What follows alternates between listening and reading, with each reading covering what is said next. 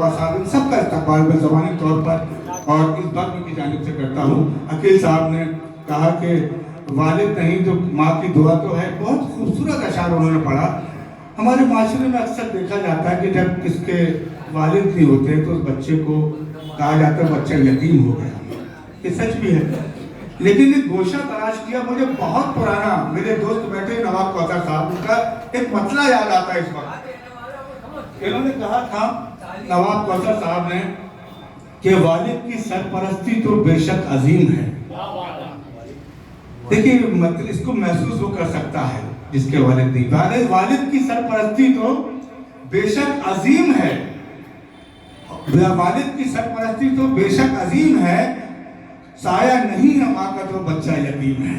जब माँ, क्योंकि किसी की अगर माँ चली जाए तो बच्चे के परवरिश उस तरह नहीं हो सकती है, लेकिन अगर वालिद चला गया तो माँ किसी तरह भी हर हाल में बच्चे की परवरिश कर सकती है। मैं एक मुबारकबाद पेश करता हूँ अकील गजनफरी साहब, आपने बहुत अच्छे अशार पढ़े।